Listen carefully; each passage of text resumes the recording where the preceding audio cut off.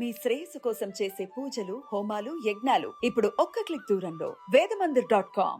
ఓం గం గణపతియే నమః. స్వర్ణలక్ష్మి నమస్తే అస్తు. పరబ్రహ్మ స్వరూపిణి రాజ్యం దేహి ధనం దేహి సర్వకామాంచ దేహి మే. 12 రాసుల వారికి లక్ష్మి, స్వర్ణలక్ష్మి అమ్మవారి యొక్క కృపా కటాక్షం వలన ప్రతి ఒక్కళ్ళకి ఆత్మజ్ఞానం కలిగి ఉండాలి. తద్వారా ప్రతి నిమిషం ప్రతి సందర్భంలోనూ సంతోషంగా ఉత్సాహంగా ఉండే విధంగా అమ్మవారికి అందరినీ ఆశీర్వదించాలని, అంతేకాకుండా రాజ్యం దేహి, మన అందరికీ మంచి పదవి, ఉన్నతమైన స్థితి, ఒక అధికారం, దర్పం అన్ని కలిగించాలని, దానితో పాటు స్వర్ణలక్ష్మి అమ్మవారు ప్రతి ఒక్కరికి ధన ప్రవాహాన్ని కలిగించాలని, ఫైనల్ గా సర్వకామాంచ దేహిమే, మనం అనుకున్న ప్రతి కోరిక కూడాను ఇమ్మీడియట్ గా తక్షణమే అమ్మవారు మనకి నెరవేర్చాలని చెప్పేసి అమ్మవారు ప్రార్థన చేస్తూ, గణపతిని కూడా మనం చేసే ప్రతి దానిలోనూ మనకి బుద్ధి సిద్ధి, చక్కటి విజయాన్ని, ఒక మంచి వివేకాన్ని కలిగించాలని, సత్ డెసిషన్స్, మంచి నిర్ణయాలు తీసుకునే విధంగా మనకి గణపతి మనకు కృప ఉండాలని చెప్పేసి ప్రార్థన చేస్తూ, మనం ఈ రోజు టాపిక్ చూసుకుంటే సూర్యుడు వృషభ రాశి నుంచి మిథున రాశిలోకి మారుతూ ఉన్నారు. దీనిని మనకి మిథున సంక్రమణ అంటారు. అంటే ఇది 12 రోజులు ఉంటుంది ఈ సంక్రమణ. మనకి మకర సంక్రమణ, మకర రాశి ఎలానో ప్రతి నెల ఒక్కొక్క సంక్రమణ వస్తుంది. ఇప్పుడు రాబోయే సంక్రమణ మిథున సంక్రమణ అంటారు. ఇది 30 రోజులు ఉంటుంది. 15వ తారీఖు జూన్ నుంచి జూలై 15 వరకు ఉంటుంది. ఈ 15 రోజులు సూర్యుడు మిథున రాశిలో ఉండటం వలన ఏం జరుగుతుంది 12 రాశుల వారికి అని తెలుసుకున్నాం. అయితే ముఖ్యంగా సూర్యుడు మారటం వల్ల సూర్యుడు ఎలాంటి విషయాల్లో మనకి ప్రభావాన్ని చూపిస్తాడని తెలుసుకుందాం. సూర్యుడు వచ్చేటప్పటికి ముఖ్యంగా 8 రకాలైన అంశాలపైన ప్రభావాన్ని చూపుతూ ఉంటారు. ఒకటి, అందరూ బాగా గుర్తుపెట్టుకోవాల్సింది ఏంటంటే సూర్యుడు ఆత్మకారక అంటారు. అంటే మనకి సెల్ఫ్ కాన్ఫిడెన్స్, మనకి కావాలన్నా స్ట్రెంగ్త్, సోల్, ఆత్మబలం ఉండాలి కానీ సూర్యుడు చక్కగా ఉండాలి. కాబట్టి సూర్యుడు ఆత్మకారకుడు. అలానే రాజ్యకారకుడు, ఒక పదవి రావాలన్నా, గవర్నమెంట్ అథారిటీ, అడ్మినిస్ట్రేషన్ పవర్, వీటన్నీ రావాలన్నా కానీ సూర్యుడు మనకి స్ట్రాంగ్ గా ఉండాలి. అలానే పితృకారకుడు, father related elders, mentors, boss, వీళ్ళందరినీ కూడా మనకి సూర్యుడే రిప్రజెంటేషన్ చేస్తూ ఉంటారు. యశస్సు, కీర్తి ప్రతిష్టలు, గుర్తింపు, కొంతమందికి గుర్తింపు ఉంటుంది ఏ పని చేసినా, కొంతమందికి ఏ పని చేసినా గుర్తింపు అనేది ఉండదు. ఈ గుర్తింపు లేకపోవడం కూడా కారణం కూడా సూర్యుడు వాళ్ళ జాతకంలో సరిగ్గా లేకపోవడం అని గమనించుకోవాలి. పదవి, అధికారం అంటే మీకు ఒక స్టేటస్, అంటే ఒక లేబుల్, మేనేజర్ నుంచి హైయర్ మేనేజర్, వైస్ ప్రెసిడెంట్, ఇలా ఒక్కొక్క లెవెల్ బై లెవెల్ ఎదుగుతూ ఉంటారు. అలాంటి పదవి, పొజిషన్ మీకు రావడానికి కూడా కారణం సూర్యుడు అని తెలుసుకోవాలి. అంతేకాకుండా అధికారం, పవర్, లీడర్షిప్, కమాండింగ్ పవర్, మీరు ఒక పని చెప్తే ఎదుటి వాళ్ళు చేయగల సామర్థ్యం అంతా కూడాను సూర్యుడు మెట్టే మీ జాతకంలో డిసైడ్ అవుతూ ఉంటుంది. తేజస్సు, ఆరోగ్యం, మంచి గ్లోరీ ఉంటుంది, మీకు ఎనర్జీ ఉండాలి, బ్రిలియన్స్, చాలా చక్కగా మీ ఫేస్ అంతా ఎప్పుడు కలగా ఉత్సాహంగా ఉండాలి, దానికి కూడా కారకుడు సూర్యుడు.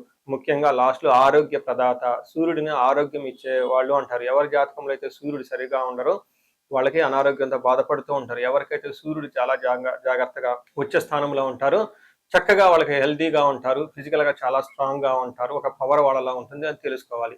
ఇలా 8 రకాలైన ముఖ్యమైన కారకాలు ప్రతి ఒక్కళ్ళ జీవితంలో సూర్యుడు అనేది ప్రభావాన్ని చూపిస్తూ ఉంటారు.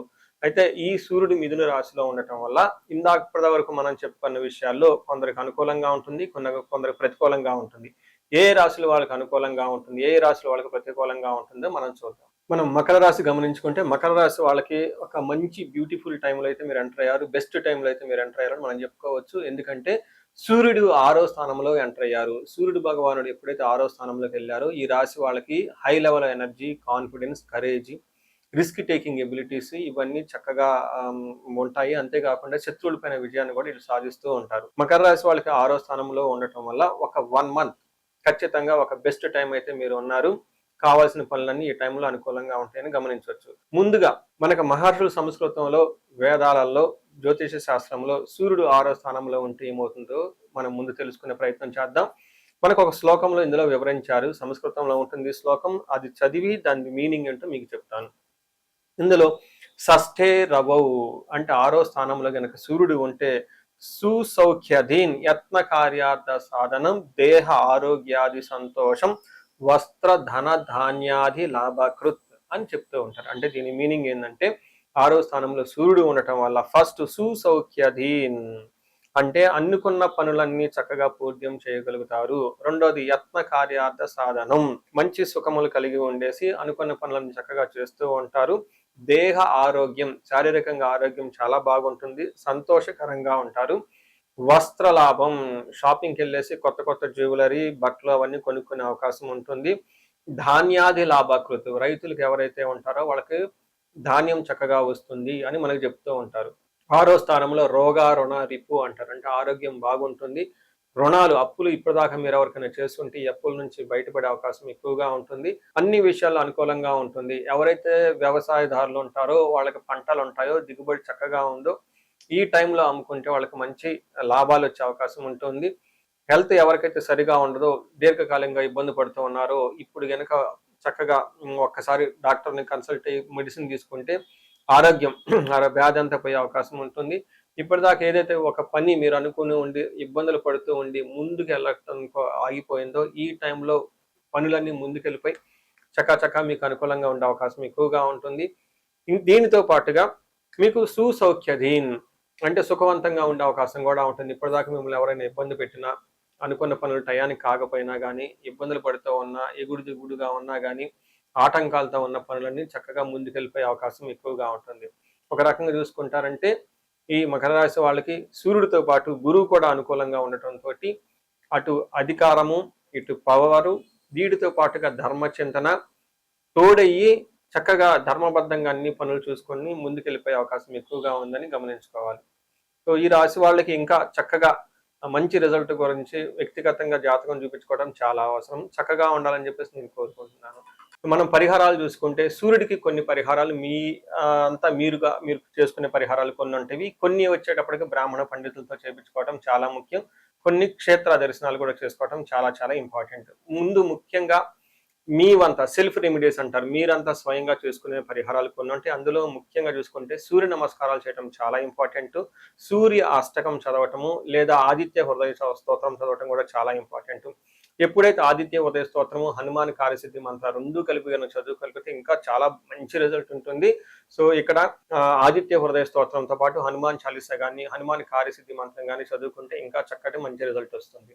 సో ఇవన్నీ మీరు చేసుకునే మీ వరకు మీరు చేసుకోవచ్చు. ఇంకా టెంపుల్స్కి వెళ్ళేసి అక్కడ నవగ్రహాల చుట్టూ తిరిగి గోధుమలు కనుక దానం చేయగలిగితే, సద్బ్రాహ్మణులకి సత్పురుషులకి చేయగలిగితే ఇంకా మీకు చక్కటి మంచి రిజల్ట్ వస్తుందని గమనించుకోవాలి. సో అది మీ వరకు చేసుకోగలుగుతారు. మీ ద్వారా కాకుండా కొన్ని సమస్య తీవ్రంగా ఉంటే పండితులను కలిసి లేదంటే మా ద్వారా అపాయింట్మెంట్ తీసుకొని జాతక చక్రం కూడా చూపించుకొని చేపించుకోవడం చాలా ఉత్తమం. ఇందులో ముఖ్యంగా సూర్యుడికి సంపూర్ణమైన శాంతులు చేయాల్సి ఉంటుంది. గ్రహ శాంతి అంటారు. ఈ గ్రహ శాంతిలో సూర్యుడికి జపాలు, దానాలు, తర్పణాలు, హోమాలు ఇవన్నీ చేస్తూ ఉండాలి. వీటితో పాటుగా ఇంకా మీ యొక్క ఇండివిజువల్ జాతకం చూపించుకోవడం చాలా చాలా ముఖ్యం.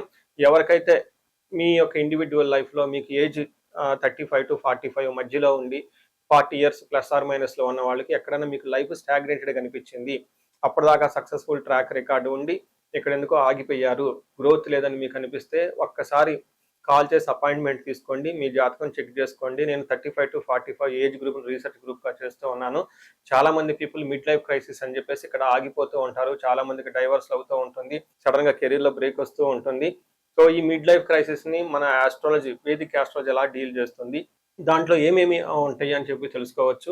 ముఖ్యంగా జ్యోతిష శాస్త్రం ప్రకారం గ్రహ శాంతులు అని ఉంటాయి, గ్రహ దోషాలు అని ఉంటుంది. మీ యొక్క దశలు తెలుసుకొని వీటిల్లో ఏదైనా ఒక గ్రహం దోషం ఉండటం అయితే మీరు స్టాగ్నెంటెడ్ అయిపోతారు. దాన్ని ఎలా బయటకు రావాలని పరిహారాలు తెలుసుకోవాలి.